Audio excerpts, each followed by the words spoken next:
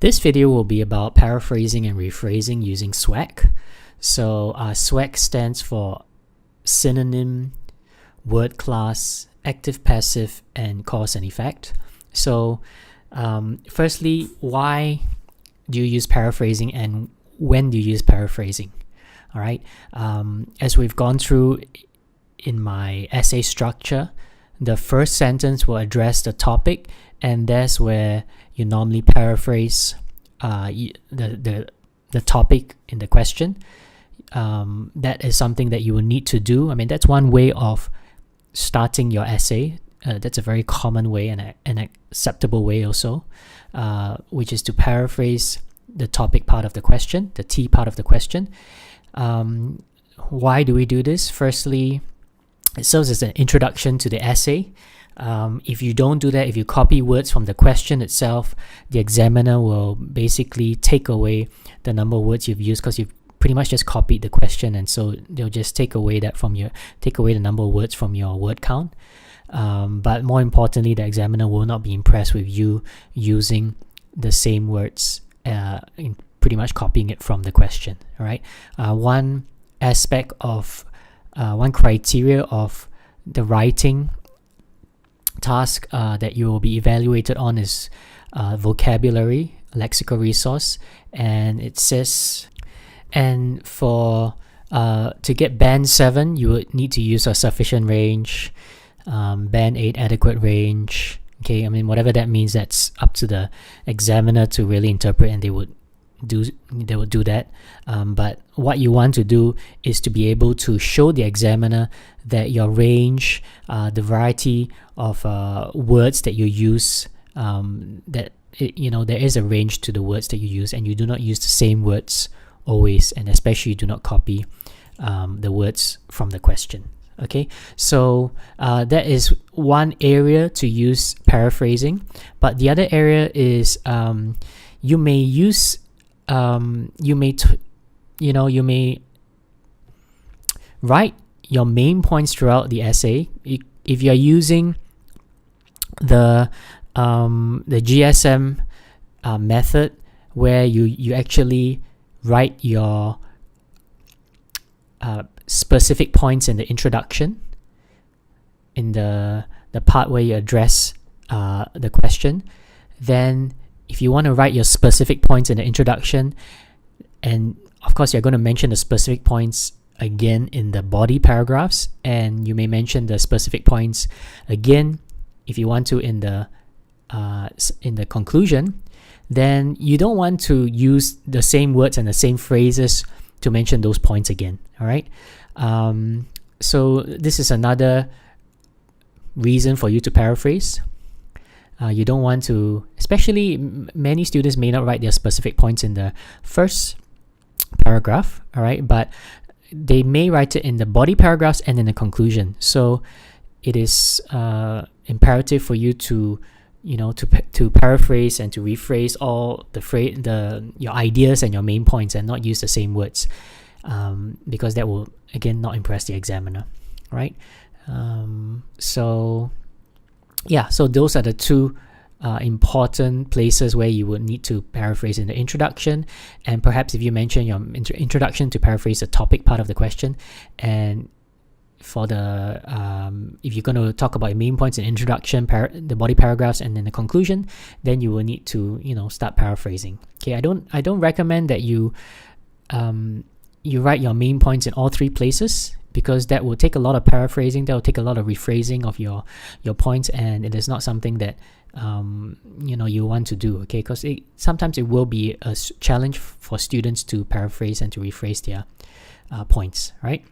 Now, one thing you need to note is that it's not necessary to paraphrase or rephrase every single word. Some words can be used as it is. Some words are just, you can't change it, and if you try to find a way to change it, it may just not be right.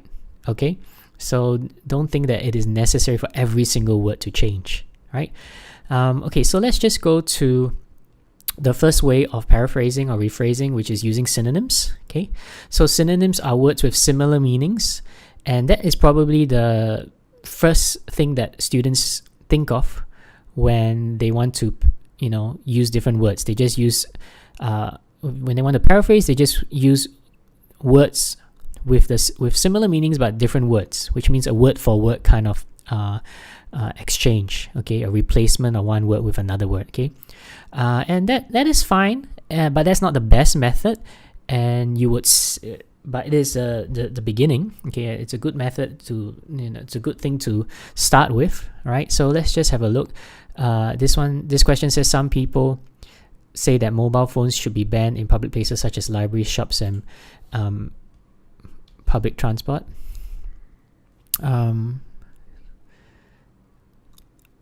So mobile phones, cell phones, okay, that's a mobile cell, okay. Some in various countries you also use handphones. Ban, prohibit, should, ought, or ought to, okay. So if you just use synonyms, this is the sentence that can result. There are those who would argue that cell phones ought to be prohibited in public places, okay, if you want to put such as blah blah blah, right? You realize also that, besides these three words being used in replacement of these three, you also have other ways of structuring this. Rather than saying some people say, you can say there are those who would argue, okay. So of course there's more rephrasing going on than just these three words, right? But that is one way to paraphrase or rephrase, okay. So it's a word for word replacement. Now, one thing you have to take note of is that you can't always do that, a word for word, and especially students, what they like to do is they like to go to their dictionary, their thesaurus. Thesaurus is where you find synonyms, and they use their own dictionary in their own native language, or even an English thesaurus, and they pick another word and they kind of put it in for replacement, and they think, oh, okay, everything is fine. But just be careful, because a lot of times it's not going to fit, and that is the mistake that students make, right? You can't just anyhow take any word that a thesaurus says has similar meaning and just put it in and replace the word in question, right?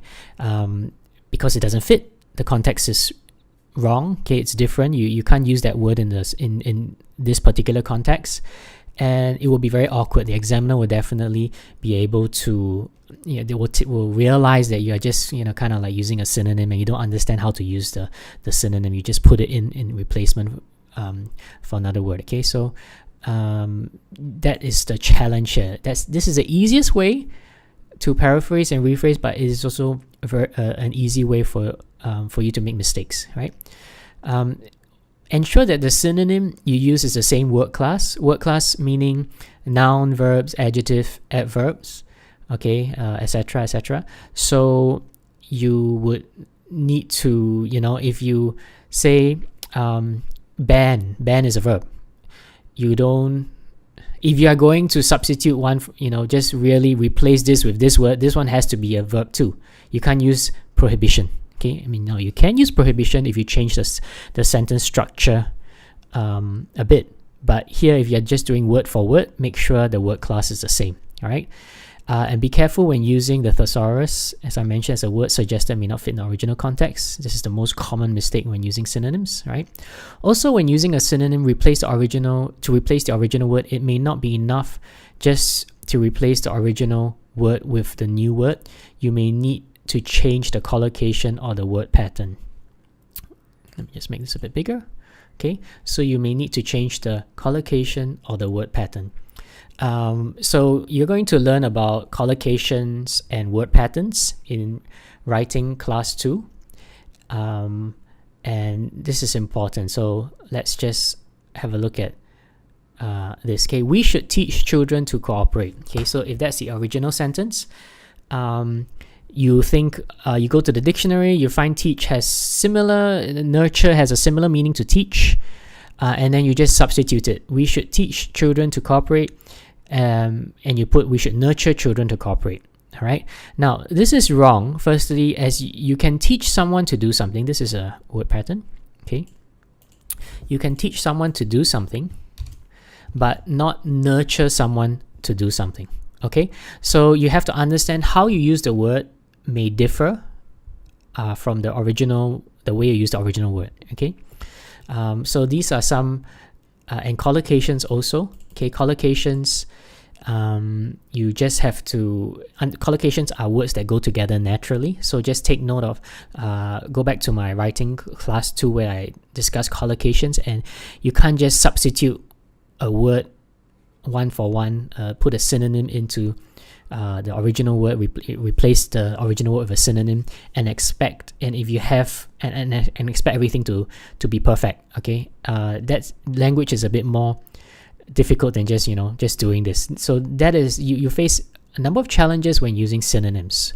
The context, understanding that the synonym may be used in a different way in terms of the word patterns and in terms of the collocations. Okay. Okay, so that is for using synonyms, the S.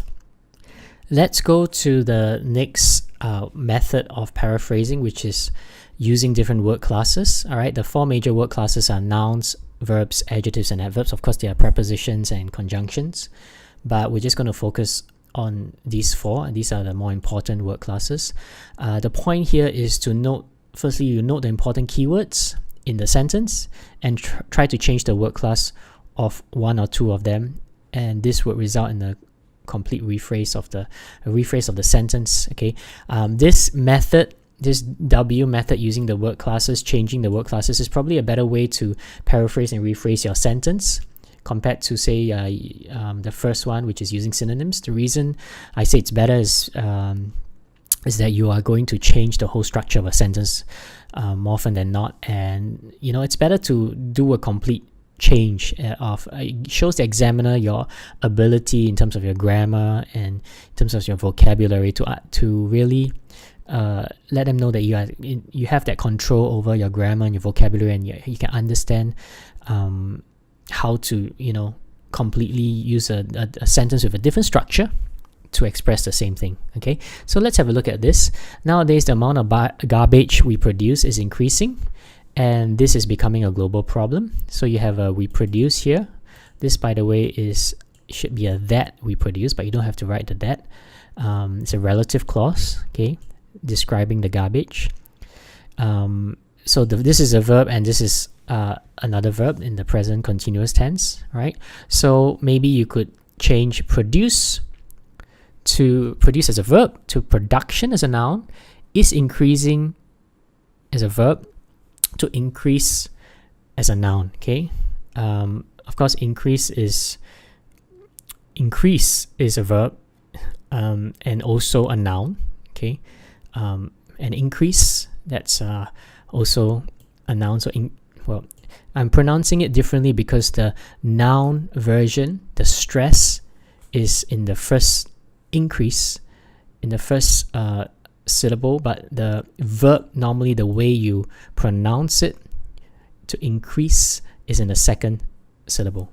Okay, so but of course, if you're writing, you wouldn't know all this, but just to let you know, this word increase can be used as a noun and a verb, right? So we've changed these are important words, okay, and we've changed the word class, and here it becomes, these days there is an increase in production of rubbish throughout the world. Okay, so you see that this sentence and this sentence is totally different. The structure is totally different. You don't start with, the subject is no longer the amount of garbage we produce. The subject is, in the first sentence, is this, but here you use a there as a subject. Okay, this special structure there is, okay, there plus be. So this is a bigger change, right? And as I mentioned, this is probably a better way to paraphrase and rephrase your sentences, right? When changing word classes, it is also important to take note of collocations and word patterns. Again, the same thing, okay, as before. If you're going to use a noun, then you'll most likely need to think of a verb that collocates, that combines well with the noun. You will also need to consider the word patterns. For example, when you change prefer to preference, you need to use the correct verb have, and also use for after preference. Okay, so if you say many people prefer to study abroad, If you're going to change this, rather than using prefer as a verb, you're going to use preference as a noun. Then it will be many people have a preference for studying. So firstly, you are using as a noun. You have to know, you have to find the correct verb. Okay, I'm not going to explain to you what collocations are, because I go through that pretty much in depth in writing class 2. So just take note here that you will need, sometimes when you have a noun, you may need a verb, and the verb has to be what you call a collocation. And by the way, collocations are, you see that's what examiners look out for also. So this technical term is actually important in terms of your IELTS, because it's one thing that examiners look out for. Okay, so a collocation is just a word that goes together with another word. Here you need a verb, correct verb. So you have to think, if you change it to a noun, you have to think of what verb should I use. You can't say, for example, many people make a preference for studying abroad. Okay, students may say this.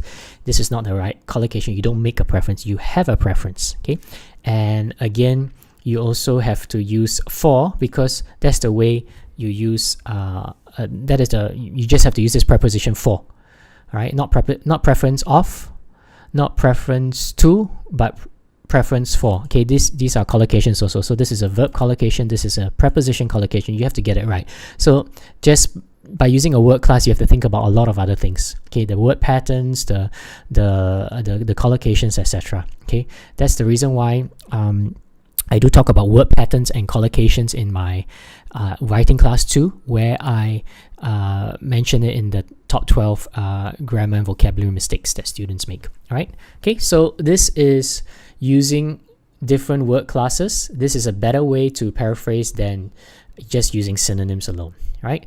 Thirdly, you can use active, changing active to passive or passive to active, whatever it may be.